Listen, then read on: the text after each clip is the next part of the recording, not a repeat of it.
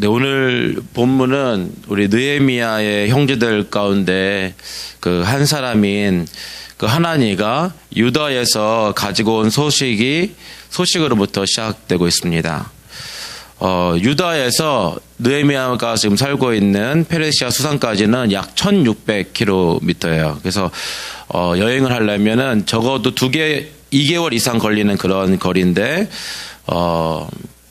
느헤미야를 꼭 만나기 위해서 이렇게 먼 거리를 오랜 시간의 여행을 거쳐서 오게 된 거죠. 하나니가 가지고 온 소식이 뭐였냐 하면 3절 말씀인데요. 그들이 내게 이르되 서잡힘을 면하고 남아있는 자들이 그 지방 거기에서 큰 환난을 당하고 능력을 받으며 예루살렘 성은 허물어지고 성문들은 불탔다 하는지라. 그러니까 이런 비보를 이제 가지고 온 거예요. 그러니까 사실은 완전히 이제 전쟁터인 거죠. 우리 느헤미야의 배경을 좀 알 필요가 있는데요. BC 586년에 그 유다의 성전이 바벨론에 의해서 완전히 파괴됩니다. 그리고 70년 동안 바벨론으로 이제 포로로 끌려가게 되죠.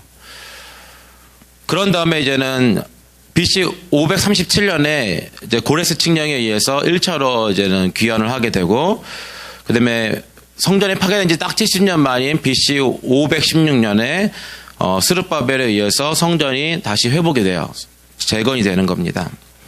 그리고 BC 458년에 에스라에 의해서 2차 귀환 운동이 일어나고, 느헤미야가 이제는 이렇게 다시 돌아오게 되는 이것이 BC 444년이에요. 그러니까 바벨론에 의해서 나라가 망한 지 약 거의 한 140년이 지난 때였고요.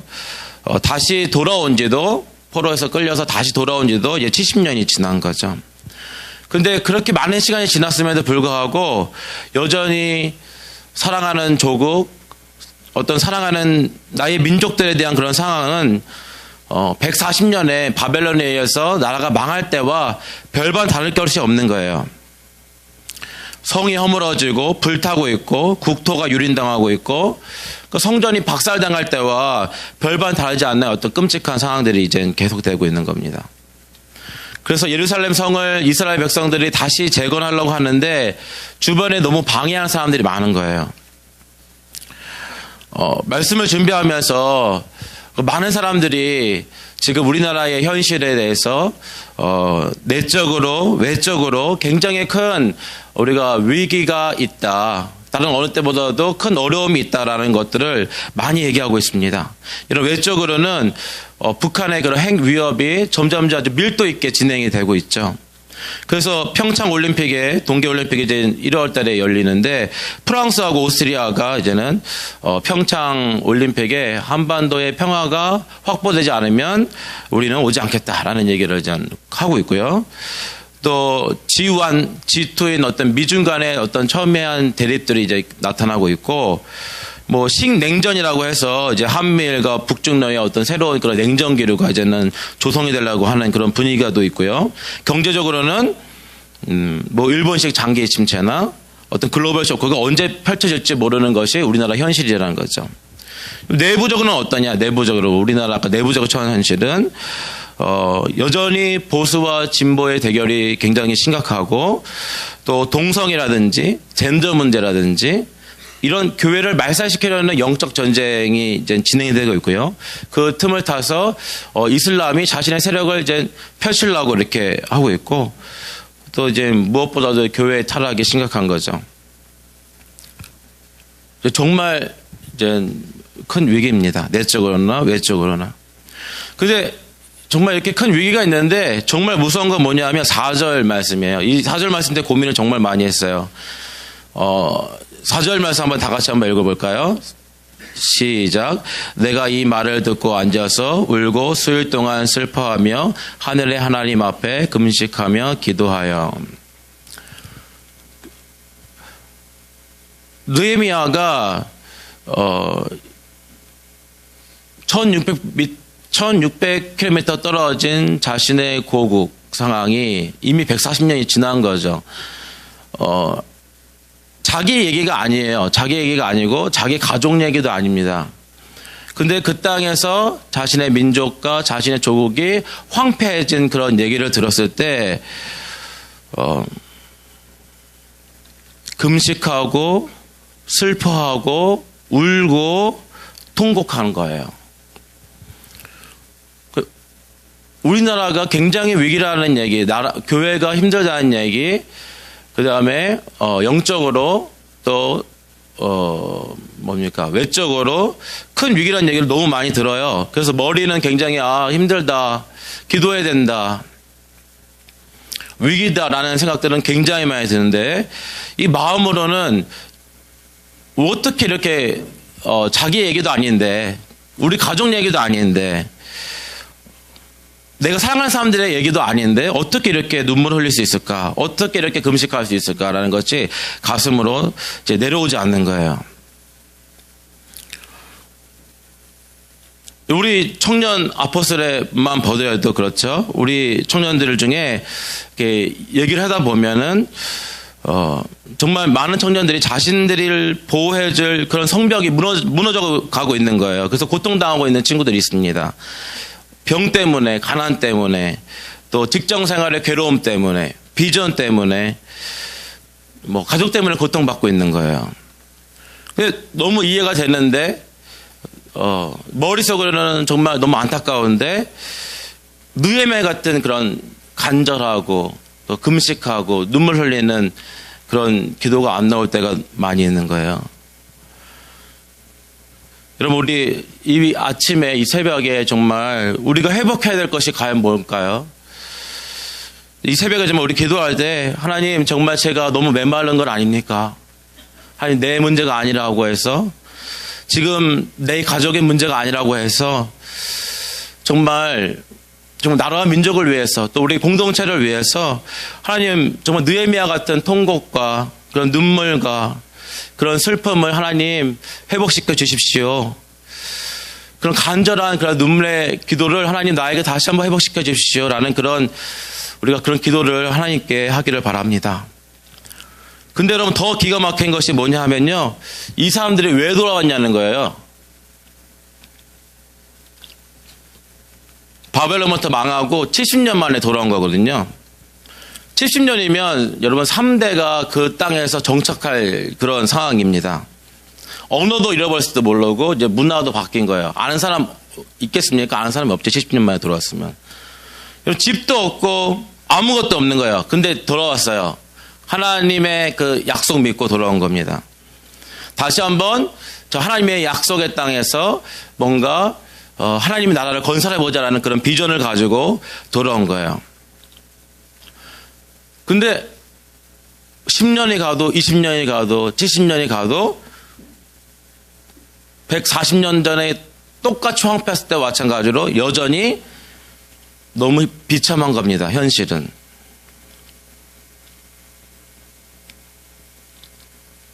우리가 믿음으로 살기 위해서 하나님의 말씀에 순종하기 위해서 그렇게 발버둥치고 있는데 정말 이 작정 기도도 하고 그렇죠? 예배에 성실하게 나오고 또 말씀대로 살려고 발버둥치는데 하는데 어제도 오늘도 여러분 10년이 지나도 변하지 않는 것 같은 그런 고통스러운 상황이 계속될 때가 있어요. 그래서 절망을 느끼는 거죠. 예. 하나님 앞에 정말 소망함을 가지고 정말 기도하고 있는데 뭔가 하나님의 어떤 비전을 성취하기 위해서 말씀대로 살기 위해서 그렇게 하고 있는데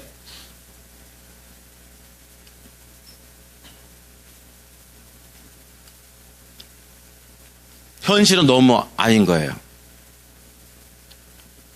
그래서 너무 고통스러운 거죠.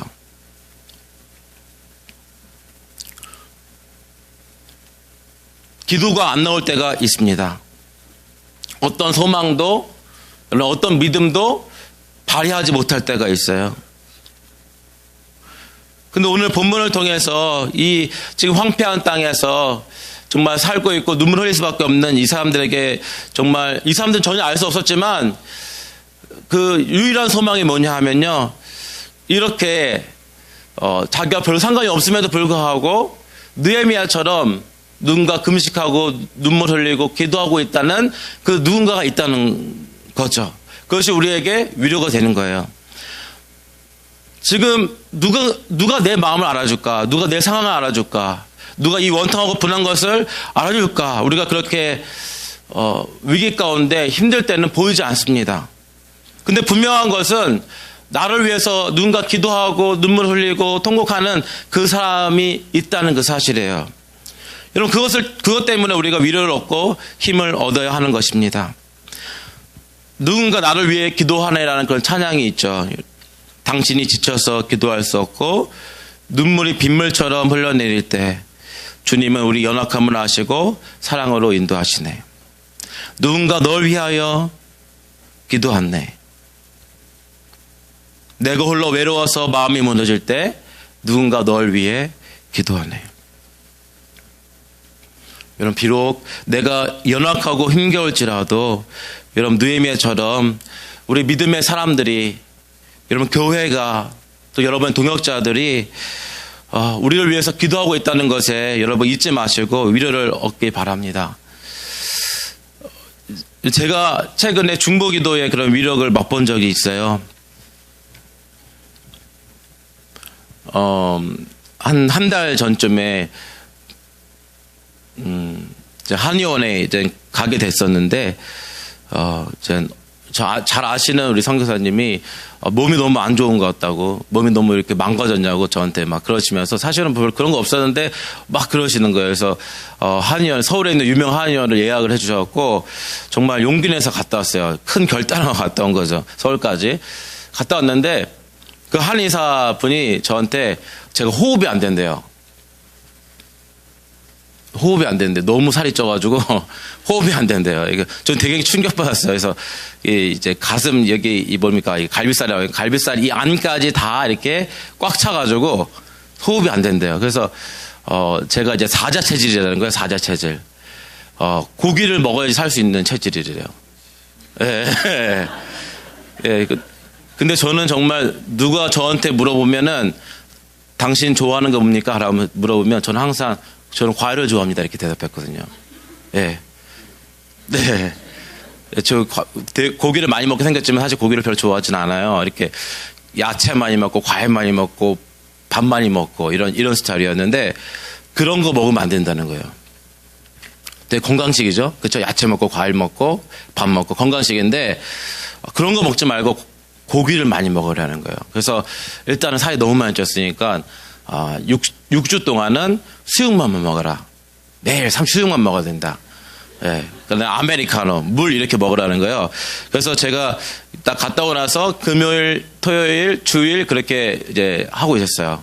너무 충격적인 얘기를 들었으니까 안 할 수가 없죠. 이렇게 이제 해야 되는데, 그때 이제 주일날에 우리 2시 반에 기도를 하는데, 예배를 위해서 중보기도 하는데, 막 중보기도 하고선 다 끝났어요. 근데 그날따라 우리 부장지사님 참석하신 거예요. 참석하셔가지고, 다 앉아보라고 이러면서, 여러분 이렇게 전사님을 위해서, 간사님을 위해서 기도해야 된다고, 왜 맨날 우리는 기도만 받고 우리 지도자들을 위해서 기도해야 된다고 맨날 기도를 하시는데, 저의 다이어트를 위해서 기도하자는 거예요.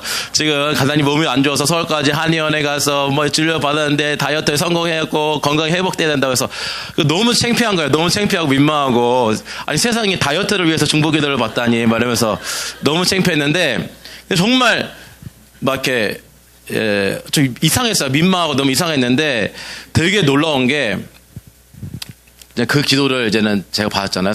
40명으로부터 중보기도를 받았잖아요. 근데 이상하게 마음에 되게 큰 힘이 되는 거예요. 예. 그리고 왠지 수육만 먹고 살 수 있을 것 같은 느낌이 드는 거예요. 나는 요번에는 할 수 있겠다. 예. 요번에는 내가 할 수 있겠다. 예. 그래서 3주가 지났는데 제가 잘 버티고 있어요. 예. 좀 빠져 보이지 않습니까? 예, 7kg 빠졌어요. 3주 만에 이제 7kg 빠졌는데 여러분도 한번 해보세요. 근데 옛날 같았으면 저희 와이프가 다이어트 하지 말라고 그래요, 저한테. 왜냐하면 밥을 안 먹으니까 엄청나게 짜증나는 거예요. 짜증이 나잖아요. 먹고 싶은 게 막 불같이 일어나잖아요. 그러니까 막 화를 내거든요. 막 짜증내고 화를 내는데 요번에는 짜증이 없어졌어요. 그게 우리 중보기도 힘이 아닌가. 예. 하고 싶은 말 뭐냐면, 이렇게 사소하고 이렇게 일상적인 것도 우리가 누군가를 위해서 기도를 받고 나를 생각해 주는 것을 우리가 알 때 굉장한 힘이 있다는 겁니다. 예, 굉장한 위로를 얻고 굉장한 어떤 할 수 있는 의지가 새로워진다는 거예요.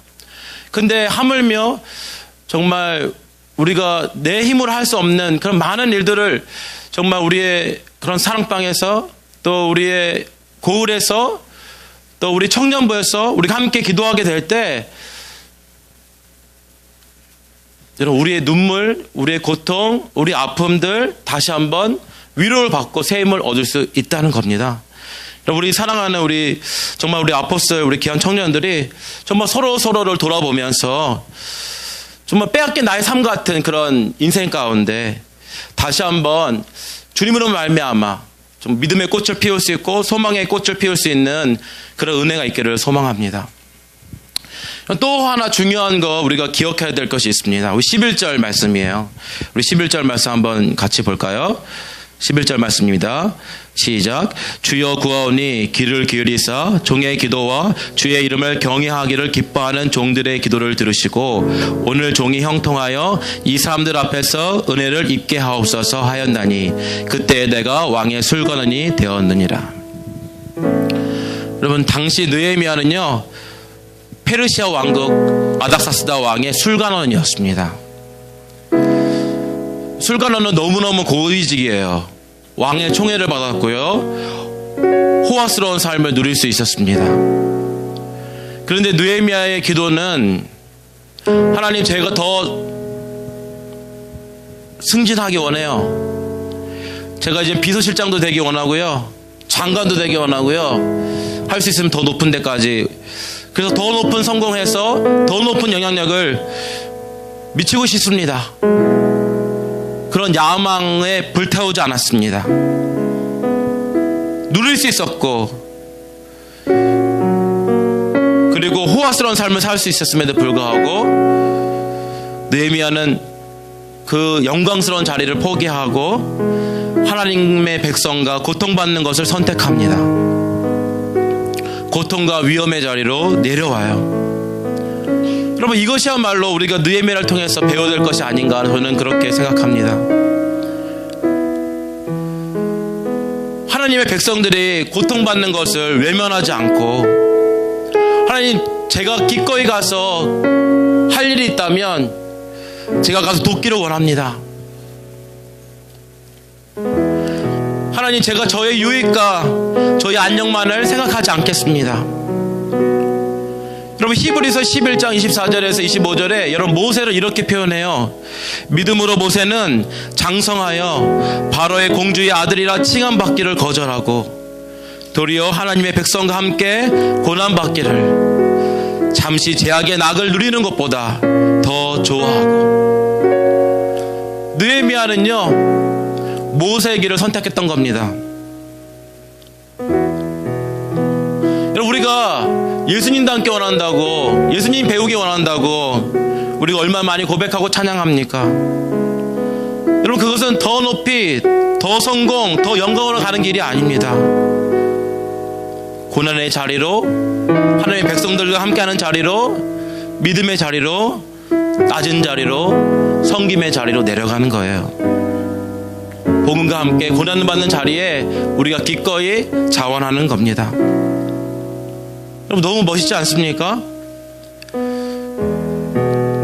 이거야말로 패망을 소망으로 바꾸는 척경인 겁니다. 빼앗긴 우리들의 삶에 다시 한번 소망의 꽃을 심는 그런 결단인 거죠. 여러분, 2018년 우리가 준비하면서 기도하고 있습니다. 주님이 우리에게 물으시는 거예요. 저 고난받는 나의 백성에게 내가 누구를 보내며 누가 나를 위하여 갈까? 주님, 제가 여기 있습니다. 주님, 저를 보내주십시오. 여러분, 결단하고 기도해야 되지 않을까요? 여러분, 하나님은 사람을 통해서 일하신다고 합니다. 하나님 지금도 사람을 찾고 있어요. 영국의 시티 스터드는 여러분 귀족이었고요, 크리켓 국가대표였고요, 총망받는 인자였어요. 근데 어느 날 예수님을 만나고 선교사로 갈 결단합니다. 많은 사람들이 말렸어요. 왜 낭비하냐? 왜 너 같은 인재가 왜 삶을 낭비하냐? 시티스터가 이런 얘기를 합니다. 예수님이 나를 위해 죽으셨다면 그분을 위해 하는 어떤 희생도 낭비가 아닙니다. 여러분, 예수님을 위해서 희생하고 섬기고 낮아지는 것은 낭비가 아니에요. 그것은 모세의 길로, 예수님의 길로, 느헤미야의 길로 가는 겁니다. 여러분, 우리 교회에 희망을 빼앗기고 평안을 빼앗기고 믿음을 빼앗기고 은혜를 빼앗기고 건강을 빼앗겨서 지금도 눈물 흘리는 사람들이 많아요. 여러분, 우리가 이 새벽을 깨우는 우리가 가야 되지 않겠습니까? 소망을 심는 느헤미야처럼 기도의 자리로, 여러분, 헌신의 자리로 우리가 자원해야 되지 않겠습니까? 2018년을 준비하면서 다시 한번 하나님, 섬기는 것이 힘들지만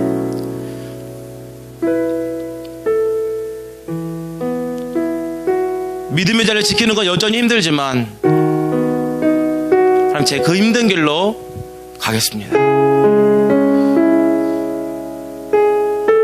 주님의 말씀이 있는 곳에 제가 가겠습니다. 도움이 필요한 곳에 제가 가겠습니다. 사람을 살리는 곳에 제가 가겠습니다. 복음이 필요한 곳에 제가 가겠습니다. 그렇게 결단하고 느헤미야처럼 나아가는 여러분 모두 되기를 바랍니다. 우리 함께 기도할까요? 하나님, 우리나라가 처한 내적이고 외적인 위기가 심각합니다. 하나님, 교회의 위기가 심각합니다. 하나님, 내 안에 느헤미야처럼 간절한 눈물의 기도를 회복시켜 주십시오. 하나님, 나를 위해서 오는 사람이 아니라 연약한 사람들을 위해서, 공동체를 위해서, 교회를 위해서 울 수 있는 내 마음을 주십시오. 나의 영광과 유익과 성공의 자리를 벅차고 일어나서 다시 한번 하나님의 백성과 고난받는 그 자리에 저를 보내주시고 주님의 공동체와 주님의 교회를 살리는데 더 뛰어들게 해주시고, 그리해서 빼앗긴 들판에 하나님 소망의 꽃을 심는 믿음과 헌신을 하나님 감당할 수 있도록 도와주시옵소서. 우리 주여 한번 외치고 함께 기도합시다.